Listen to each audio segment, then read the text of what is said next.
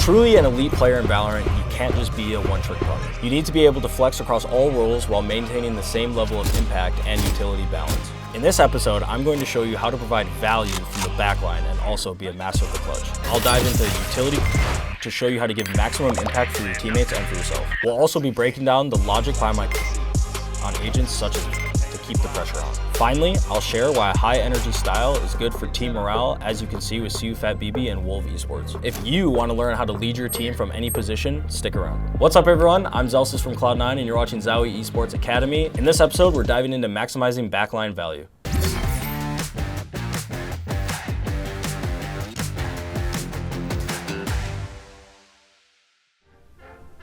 So I'm going to be talking to you a little bit about what you could be doing if your aim is spot on your match day, or if it's not spot on, what you should be doing. So I'm going to show you guys Viper a little bit. I like to play Viper mid on split, kind of default, everyone does it. But something that is very easy to tell you guys, and something that's very confident, is you can come out here and hold a little bit here or here and vice versa. You get a kill, you off angle here, you get a kill, you can orb up, tuck, and then get out pretty easily. These are a lot of things you could do when your aim is on or you're kind of just frying. Same with male, you could sit here in these off angles and they walk up and kill you. Now a lot of teams will use util, so you need to be a little bit smart when you're holding. You shoot here, you can come out here. I also have an aggressive play that I like to do when I'm feeling a bit confident, is popping the orb and kind of coming through on a timing and walking down here and just kind of getting into this little cubby here and you're just hiding. That's something you can do. If you're not feeling confident or you need to feel like you're not aiming and you want to play with your team, the main thing that you need to focus on is info gathering. So for me, if I'm not feeling confident or I feel like a team is abusing me middle, then I like to just spot and play for info with my molly out. So if they like to pop out of market or sewer, you can orb up and molly the smoke and still hold.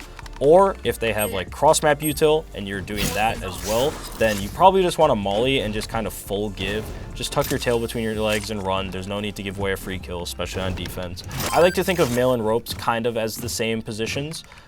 Here again, you're just spotting and you can orb up off the spot. And you don't want to blow your molly on this though for mid here. If you're here, you kind of want to save it for the second step and you want to back up after they push you off that first angle, and then you can molly like so. If you're not confident, you're constantly just playing for info like here. And if you are confident, you can do off angles like this, you get a kill and drop down, or with this box here, you can also come to the edge of this and you see that the little walk up here. So a couple off angles for you guys if you're feeling confident, and then also a couple spots to jiggle if you're not feeling confident and you're just looking to gather info. All right, here we have a 4v3. Now for me, I like to eat as much util in middle as possible. It makes the enemy team's sight hits a lot weaker, but obviously you don't want to give your life away so freely, especially in man advantage that you see here. So we have a already 4v3, but I have my teammate with me in male in B heaven and I'm close male, allowing me to either molly the orb or get out, or he can support me in any way how. They kind of just run through the orb, I get a free kill, Vic is coming in with paranoia instantly, and we're also peeking together. Now we have a 4v2. All we need to do is play for info, play our lives, and play as a team, and not give them any freebies. As you can see here, we're just kind of packing together. It's a very niche scenario, and it's also kind of hard to kind of tell you guys what scenarios you're going to be in. Usually I can dumb it down to, if you have a man advantage, you want to play for info and not really fight. Here, obviously we had an advantage, but you still see me kind of holding my space. It just depends how confident you are and if you have a teammate with you. I would say because I had Vic with me, that it gave me more confidence to play up, but if I didn't have him with me, I would probably choose to back up. Okay, so I'm gonna teach you guys on how to use your KO flashes for your teammates on the B site. Now, I'm gonna go a little bit of a rant and in-depth, but the most simple thing is every time you flash, you wanna call 3, 2, 1 pop. It lets your teammates know when the flash is popping so they don't have to 1, wait for it, or 2, count it themselves. You're doing it because it's your job and it's your role as being a master flex player. So anytime you throw a flash, you wanna go 3, 2, 1 pop, right? Throw it, 3, 2, 1 pop, and it's popping every time. 3, 2, 1 pop. You need to make sure you're doing that. Especially I want to see you guys in the ranked games doing that, because if I get you on my team and you're not doing that, we're gonna have a problem. But there's several different ways that you can throw flashes for your teammates from being in the back. One, you need to see what kind of duelist you have. Do you have a jet? Do you have a waylay? There's several ways. Jett, for example, is probably going to updraft dash in a smoke or dash out left or right in their smoke. If you have a Jett, you want to throw your flashes through the smoke and call the 3, 2, 1 pop. You also, if your teammate, your duelist, is going left side, you probably don't want to flash right? You want to be able to flash with the duelist wherever they're going. Think of it like a thread. Your flash yourself is connected with your duelist. Wherever your duelist is going, that thread is following. So if your duelist is going left, you're flashing left, 3, 2, 1 pop. If your duelist is going right, then you're flashing right, 3, 2, 1 pop. So those are just a couple of flashes and a couple of things that you want to think about. Thread the duelist with the flash. Here we are in a 3v3 retake and I have full util minus my knife. You guys can't hear it or see it, but their wall is about to go down. So Vic is going to be placing stars and I'm going to kind of just be chucking disruptive util. There's plenty of ways you could throw your util about, but for me, we're going to be scaling left. So I throw my molly left with a flash to pair with it so we can get out of the wall. The wall drops, we're scaling left together. The default guy peeks, we kill him. Now here, we don't clear the entire site. You should probably clear the entire site. That would be good. I have another flash, but I'm not going to pull it out or need it unless I'm in a safe spot because you don't want to pull out util and die. Either way, we die here. But you can see my util there was just to disrupt the backside guy, allowing us to scale left and take fights into pillar and into top site, as you can see here.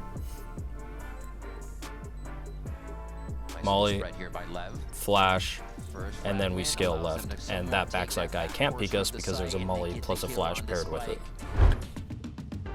All right, I'm gonna teach you guys some basic either retake or clutch fundamentals here. So, one, you almost never want to go spawn in a retake. Especially if you have utility, you probably want to just pair it up by going heaven most of the time with your teammates.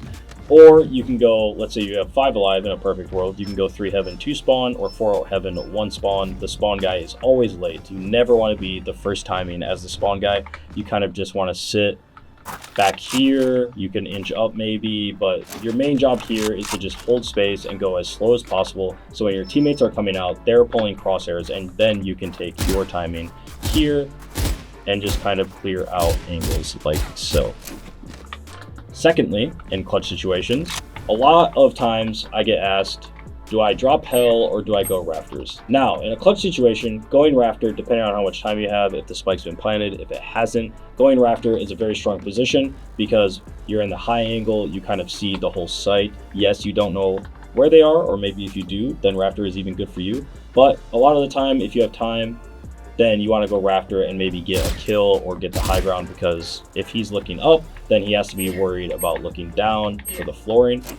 So rafter is a good spot to go for a quick little peek, take some time, and then you can obviously come back and drop down on the rope silently. So then here, you need to hunt them. You need to try and find, if you're in a 1v2, for example, or a 1v1 and you don't know where they are, then obviously you can't spend 45 seconds on the rafter while the spike is gonna defuse or go off, right?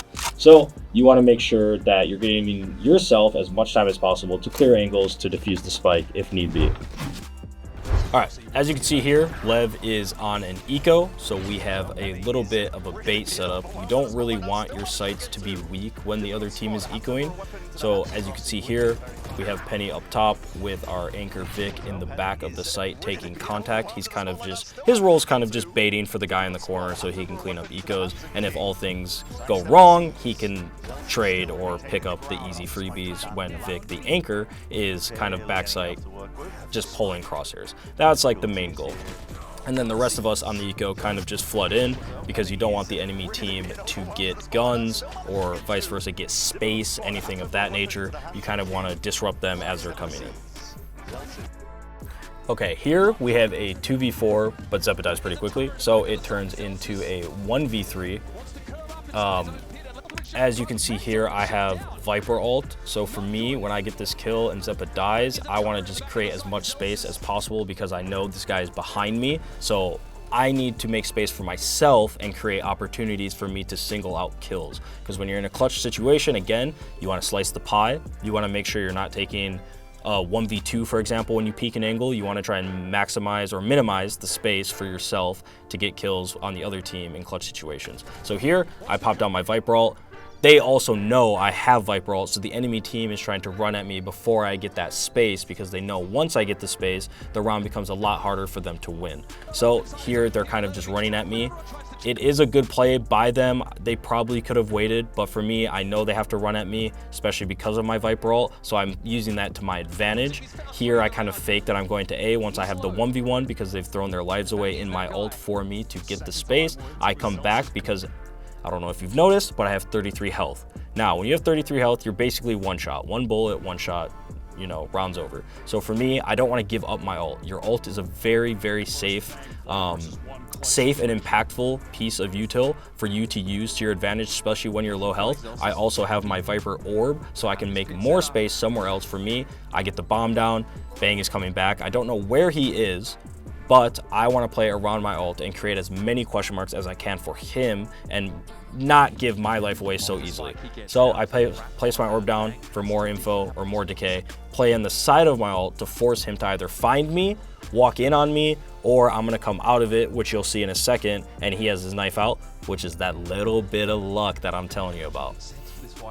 So here, 1v1, he's trying to find me. He has to chase me. He doesn't have time to look elsewhere. He has to kind of find me, hunt me down. He has his knife out. I come out of the ult. That's that little bit of luck. So here, after my clutch, obviously it's 11-10. This is a pretty big round, very big clutch. You can see me stand up and get very hyped. It's a very hype moment. I think you should enjoy the big and little things like that in life. For me, at 11-11, getting hyped like that, boosting your team morale, you know, maybe the energy's feeling a bit low because of the score, and you bring back the energy like that. I think those are very key important things for teams. You could see CU Fat BB did that as well, and he told me he likes that. He kind of learned that and did that because of me or from me. So when players tell me that, it like gives me still inspiration to do that, because I think it's fun, I think it's entertaining, and you know, you should enjoy and should be hyped for your celebrations or whatever the case may be. Thanks for tuning in to ZOWIE Esports Academy. I hope you guys learned some great tips today. Make sure you guys like and subscribe. Also, let us know down below in the comments what else you guys would like to learn, and also strive for perfection.